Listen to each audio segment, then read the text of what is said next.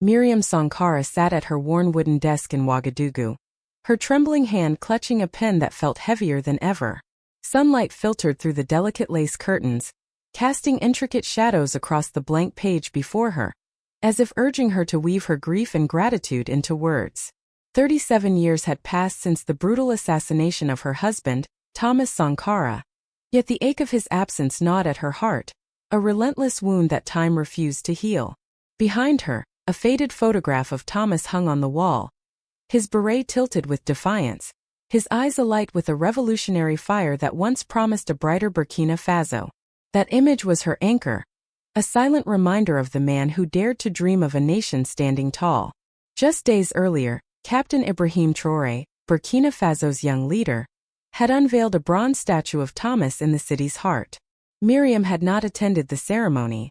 The weight of memory kept her home, watching on a flickering television screen.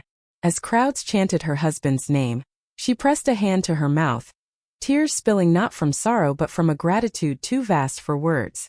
For decades, she had lived as a ghost in her own country, her husband's legacy buried under lies and erasure.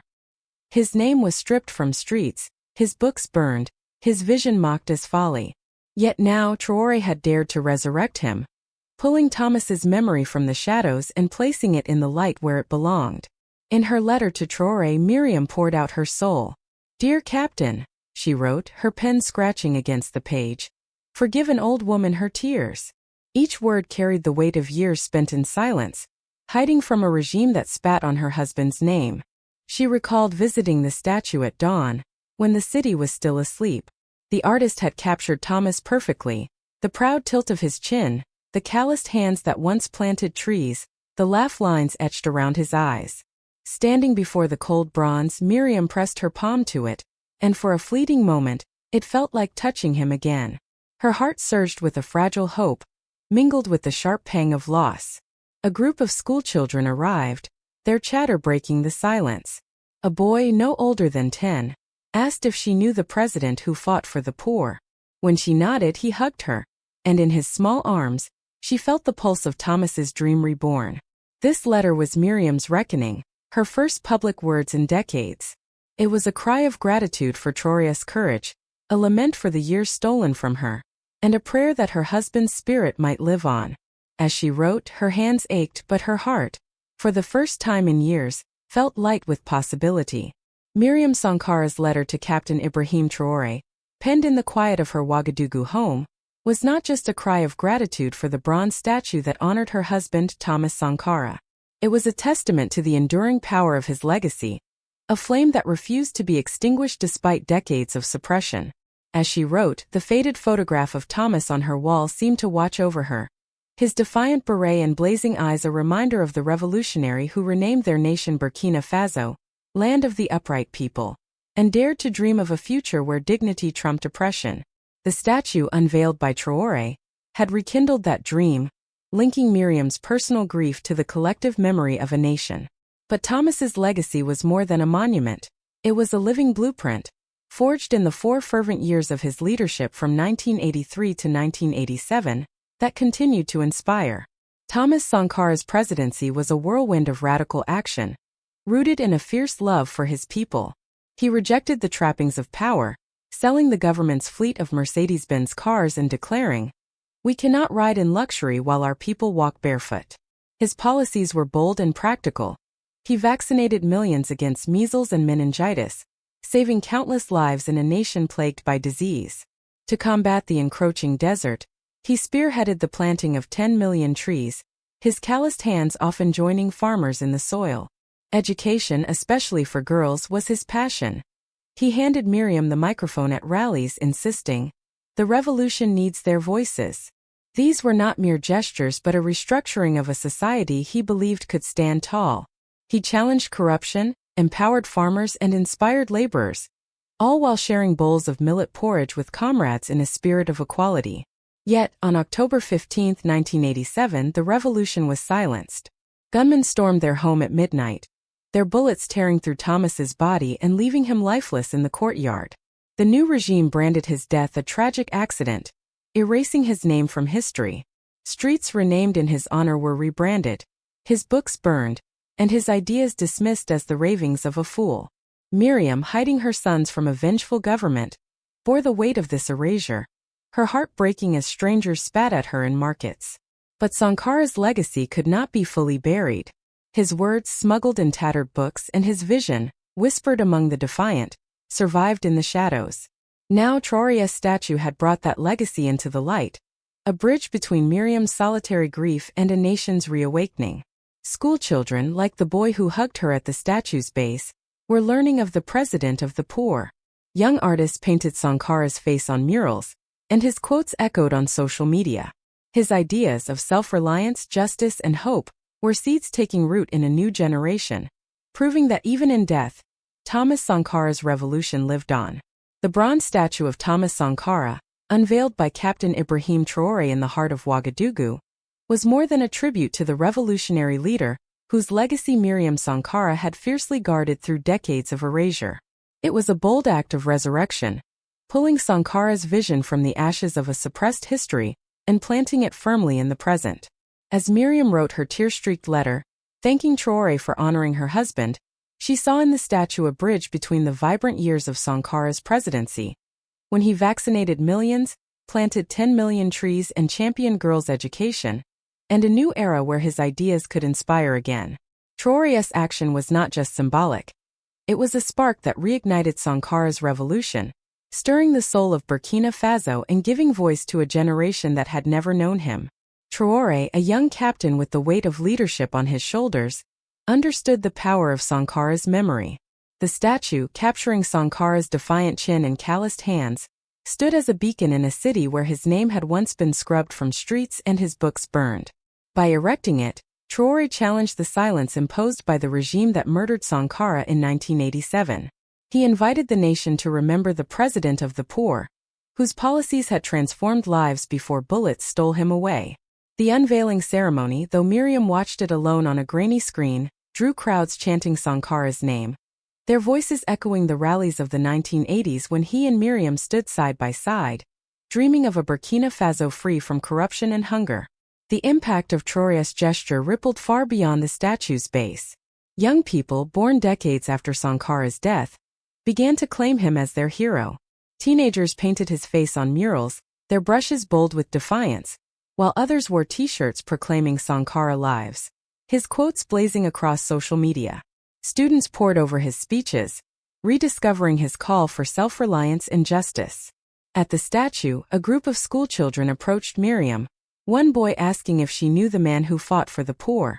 His hug, warm and unprompted, was proof that Traoré's action had breathed life into Sankara's legacy, making it tangible for a child who saw in the bronze figure not just history, but a call to action.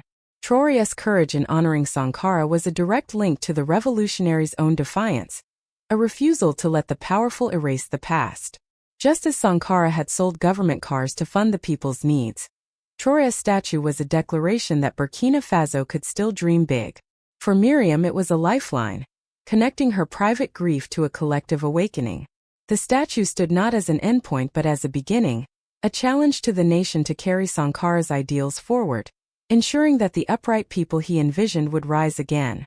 Captain Ibrahim Traoré's unveiling of Thomas Sankara's bronze statue in Ouagadougou was a defiant act that not only resurrected the revolutionary's suppressed legacy, but also set ablaze a renewed sense of purpose across Burkina Faso. As Miriam Sankara poured her gratitude into her letter to Traoré, she saw the statue as more than a tribute to her husband's transformative presidency, when he planted millions of trees, vaccinated millions, and empowered girls through education. It was a living symbol, connecting the vibrant hope of Traoré's gesture, which had inspired murals and t-shirts proclaiming Sankara lives, to a broader awakening. The statue's impact rippled through the nation, touching hearts young and old, and sowing seeds of inspiration that promised to grow into a new chapter for the land of the upright people. The statue became a pilgrimage site, a place where Sankara's spirit seemed to linger. Women, their hands weathered from toil, left bundles of millet at its base, whispering thanks for the man who once fought for their dignity. These offerings were not mere tokens but debts repaid to a leader who had seen their worth. Schoolteachers, inspired by Traoré's bold act, brought their students to the statue, where children recited Sankara's speeches, their voices ringing with pride. One boy, no older than 10, approached Miriam during her dawn visit, his eyes wide as he asked if she knew the president of the poor. When she nodded, his hug enveloped her, a fleeting but profound connection that made her heart ache with joy. That child, born 6 decades after Sankara's death, was proof that Traoré's statue had made her husband a hero for a new generation. The youth of Burkina Faso, in particular, embraced Sankara's legacy with fervor. Artists painted his likeness on city walls, their murals bursting with the same defiance that had defined his life. Social media buzzed with his quotes, each post a rallying cry for justice and self-reliance. Teenagers wore t-shirts emblazoned with his image, their steps bold as they walked streets once stripped of his name. At the statue, old men in faded military uniforms saluted, whispering, "We're still here, brother," their loyalty unbroken by time. These acts of devotion showed that Traoré's statue was not just a monument but a catalyst, reigniting the revolutionary fire Sankara had lit in the 1980s. For Miriam, the statue's impact was deeply personal. When her granddaughter Amina traced the inscription, "Thomas Sankara, President of the Poor," and declared, "Grandma, I want to be like him," Miriam felt hope crack open inside her for the first time since 1987. The statue, born from Traoré's courage, had done more than honor Sankara. It had woven his dreams into the fabric of a nation. It stood as a testament that his vision, of a Burkina Faso where every child could dream beyond hunger, could still take root, inspiring a future where his ideals would flourish anew. The bronze statue of Thomas Sankara, unveiled by Captain Ibrahim Traoré, had transformed Ouagadougou into a living testament to the revolutionary's enduring legacy, with women leaving millet at its base and children reciting his words, inspired by the hope it ignited. For Miriam Sankara, whose heartfelt letter to Traoré captured her gratitude, the statue's impact, reaching her granddaughter Amina's dream to emulate Sankara, was a beacon of possibility. Yet, as she penned her words under the gaze of her husband's faded photograph, Miriam's heart carried not only hope but also a seasoned caution. Her letter wove together a fervent wish for Burkina Faso's future with a stark warning about the dangers that still lurked, tying the statue's vibrant influence to the fragile path Traoré now walked in Sankara's footsteps. Miriam's words to Traoré were both a celebration and a plea.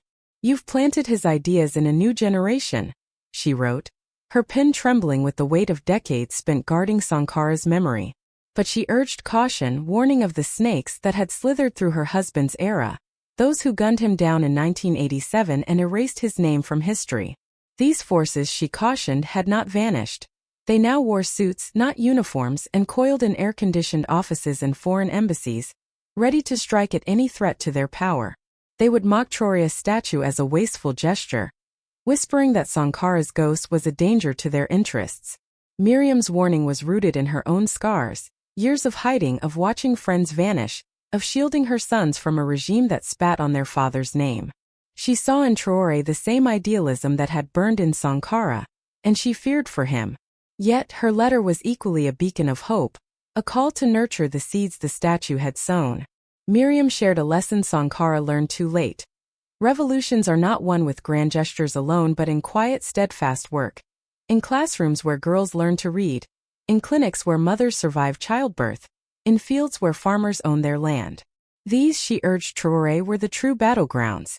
The statue had already inspired such change. Teachers brought students to learn Sankara's vision, and Amina's aspiration to be like him echoed the dreams of countless youth. Miriam believed Traoré could build on this, creating a Burkina Faso where Sankara's ideals were not just remembered but lived. Her hope was deeply personal. When her sons, Philippe and Auguste, wept over photos of the statue asking, "Does this mean we can say his name aloud now?" Miriam's heart swelled. She saw in Traoré a reflection of Sankara's early fire, impatient, idealistic, burning to fix a broken world. "Protect it," she wrote. "Nurture it." Each night, she lit a candle for Traoré, praying he would outlive the bullets that claimed her husband. The statue's legacy, she believed, could guide him, ensuring that Sankara's dream of an upright nation would rise, unyielding, from the ashes of the past. Miriam Sankara's letter to Captain Ibrahim Traoré, warning of the snakes that once silenced her husband and urging him to nurture the revolution through quiet, enduring change, struck a deep chord in the young leader. The bronze statue of Thomas Sankara, which had inspired women to leave millet offerings and children to dream like Amina, was a testament to Traoré's commitment to reviving Sankara's vision. Yet Miriam's words, both her hope for a Burkina Faso where girls read and farmers thrive, and her caution about the lurking dangers, became a map for Traoré. Standing before the statue under a silver moon, her letter clutched in his hand, he felt the weight of her trust and the legacy he was tasked to carry. In his response, written in the cramped office where Sankara once planned a revolution, Traoré vowed to transform that legacy into action. "Madam Sankara," he began, his pen scratching across military stationery, "your letter crossed the desert and found me." He confessed his limitations, admitting he lacked Sankara's brilliance or courage. As a boy, he had heard tales of the president of the poor, who gave his salary to orphans, stories that shaped his own path. Now Miriam's words were a guiding star. He recalled his mother, who sold peanuts to fund his education, her cracked hands and dying wish, "Make them see us," echoing Sankara's call for dignity. Traoré saw the statue not as an end but as a beginning, a spark to reignite the dreams Miriam had described. Classrooms for girls, fields for farmers, clinics for mothers. Her warning about the snakes in suits lingered, but her hope fueled his resolve. Traoré's response was a pledge to move beyond monuments. "I will make his memory unnecessary," he wrote, committing to finish what Sankara started. The irrigation project Sankara promised before his death in 1987? Traoré announced that ground had been broken the previous week. The girls' schools Miriam championed? New roofs would shield them by the rainy season. These were not grand gestures but the quiet revolutions Miriam had urged. Steps to ensure Burkina Faso's people could stand upright. He drew inspiration from the statue's impact. Children reciting Sankara's words, youth painting his face on walls. Knowing these acts were seeds of the future Miriam envisioned. In the shadow of Sankara's bronze fist, Traoré felt a kinship with the man whose vision had been silenced too soon. Miriam's candle, lit each night for his safety, was a reminder of the stakes. He carried her warning close, aware that the forces that killed Sankara still watched, ready to brand him a fool. Yet her hope, embodied in Amina's dream and the nation's awakening, gave him strength. "I am just a soldier," he wrote, "but your words are my map." With that, Traoré stepped into the dawn, determined to build a Burkina Faso where Sankara's ideals would live, not as memory, but as reality. Captain Ibrahim Traoré's response to Miriam Sankara, penned in the quiet of a revolutionary's old office, was a solemn vow to transform Thomas Sankara's memory into tangible progress. Irrigation projects begun, girls' schools fortified, guided by her warnings and hopes. The bronze statue, a catalyst for this pledge, had already stirred Burkina Faso, with children reciting Sankara's words and youth painting his defiant image on city walls. Traoré's commitment to building a nation where Sankara's ideals were reality, not just memory, set the stage for a future where his vision could flourish. This future came alive in the story of Fatima, a teenage girl pausing near the statue, her dreams and actions embodying the enduring power of Sankara's legacy and Traoré's resolve. Fatima, a street vendor selling phone credits to tourists, stood watching workers repave a road near Sankara's statue, its bronze fist pointing toward the horizon. In her backpack was a tattered copy of Thomas Sankara Speaks, bought for 500 CFA francs from a market stall. The book, filled with his calls for self-reliance and justice, was her treasure, its pages dog-eared from countless readings.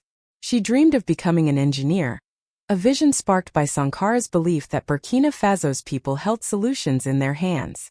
Unbeknownst to her, in 10 years, Fatima would design the nation's first solar-powered hospital, its clean lines and sustainable energy, a testament to the ideals Sankara championed and Traoré sought to realize. Her story was a glimpse of the future Traoré's actions were shaping, one where the seeds planted by the statue's unveiling would grow into transformative change. This future was deeply tied to Traoré's response to Miriam. His promise to build schools and fields echoed Sankara's own battles against hunger and ignorance, battles Miriam had urged him to continue quietly but relentlessly. Fatima's ambition mirrored the hope Miriam felt when her granddaughter Amina declared she wanted to be like Sankara. The statue, a symbol of Traoré's commitment, had made such dreams possible, inspiring a generation to see beyond the constraints of poverty. As Fatima stood near it, The statue's presence seemed to whisper Sankara's words. Hunger is a liar. Her determination to engineer a better future was proof that Burkina Faso could roast its locusts, as Sankara's father once taught him, turning challenges into strength. Somewhere, Miriam smiled, sensing the ripples of her letter and Traoré's resolve. The statue, a bridge between past and future, had awakened not just Fatima but countless others. Youth wearing Sankara's image, teachers sharing his speeches, farmers dreaming of owned land. Traoré's work, guided by Miriam's wisdom, ensured that Sankara's vision was no longer a ghost but a living force. Fatima's hospital, though yet unbuilt, was already taking shape in her mind, a beacon of what Burkina Faso could become. Above her, Sankara's bronze gaze fixed on the horizon, and in that moment, the upright people he dreamed of were rising, ready to claim their future. The story of Miriam Sankara's letter to Captain Ibrahim Traoré and the revival of ThomasSankara's legacy offers a profound lesson. Small, persistent actions can ignite lasting change, even against overwhelming odds. Thomas Sankara, who envisioned a just Burkina Faso, was assassinated, his legacy buried for decades. Yet, Miriam's unwavering resolve and Traoré's bold act of erecting a statue rekindled his dream. From Fatima, a girl selling phone credits but aspiring to be an engineer, to Amina, Miriam's granddaughter inspired to emulate Sankara, the story shows how a single spark, a statue, a book, a speech, can inspire a generation. Traoré's commitment to building schools and irrigation systems, as urged by Miriam, proves that revolutions are won through steady, humble steps. This lesson challenges us to act, no matter how small our role seems. Miriam endured silence, Traoré faced powerful snakes, and Fatima dreamed big despite poverty. Each shows that change starts with courage and persistence. We don't need to be heroes, like Traoré roofing schools or Fatima reading Sankara's words. Our actions can ripple outward, shaping a better future. The statue's impact, youth painting murals, children reciting Sankara's vision, reminds us that hope, once planted, grows. If Miriam, Thomas Sankara, and Traoré's journey moves you, leave any number in the comments below. It's your way of saying you love this story and believe in the power of small actions to change the world. Let's spread the spirit of Sankara lives together.